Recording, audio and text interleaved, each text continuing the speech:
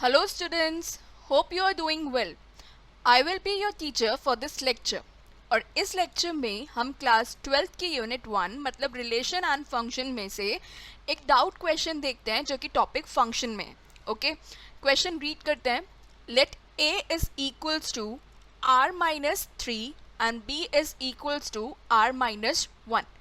Consider the function f defined from a to b defined by fx is equals to x minus 2 upon x minus 3.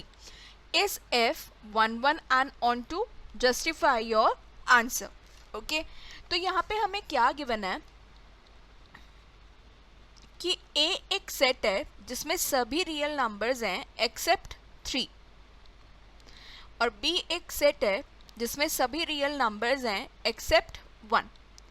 एक function f define करा a से b पे, जहाँ पे fx की definition हमें क्या दी है x minus 2 upon x minus 3 और हमें बताना है कि क्या ये फंक्शन 1 1 और ऑन टू है या नहीं. ठीक है, तो वन बाय वन हम डील करते हैं. सबसे पहले हम बात करते हैं किसी भी फंक्शन के 1 1 होने के लिए. ओके, तो 1 1 कब होता है? जब अगर दो एलिमेंट्स की इमेजेस सेम है तो वो दोनों एलिमेंट भी सेम हो. ठीक है, तो सबसे पहले दो एलिमेंट ले लेते हैं. Let x1 and x2 belongs to a और हम अज्यूम कर लेते हैं कि इनकी जो इमेजेस हैं मतलब fx1 और fx2 इक्वल है. Okay, such that fx1 is equals to fx2. Okay, अब fx1 को हम क्या लिख सकते हैं x1 minus 2 upon x1 minus 3 और fx2 क्या हो जाएगा x2 minus 2 upon x2 minus 3. Okay, simplify करते हैं तो क्रॉस मल्टीप्लाई करेंगे, हमारे पास क्या आएगा x1 minus 2 into x2 minus 3 to be equals to x2 minus 2 into x1 minus 3.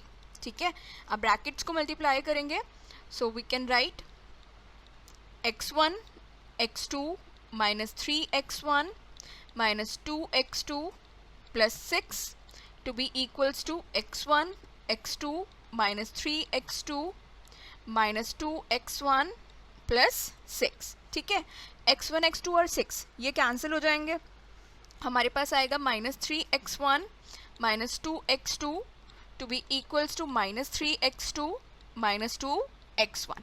Okay, same terms को साथ में लेके आएंगे तो यहाँ से हम क्या बोल सकते हैं कि x1 और x2 कैसे होंगे इक्वल.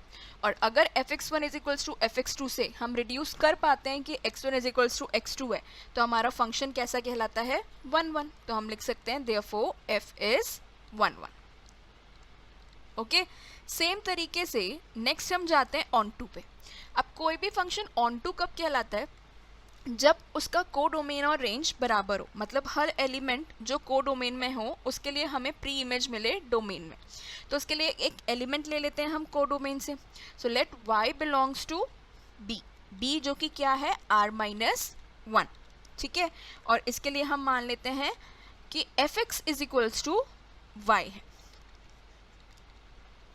ओके, अब fx को हम क्या लिख सकते हैं x minus 2 upon x minus 3 and that is equals to y.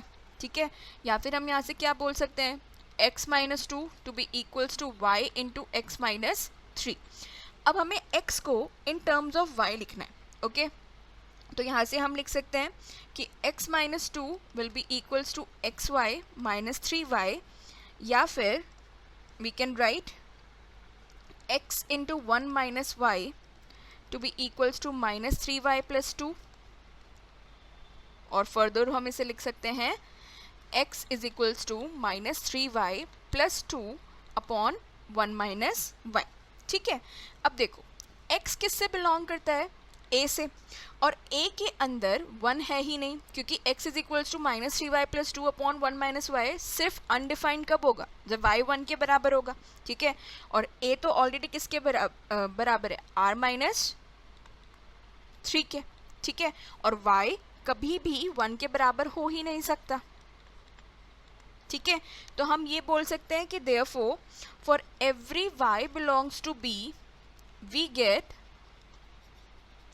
x belongs to a और अगर ऐसा है तो हमारा फंक्शन कैसा हो गया ऑन टू.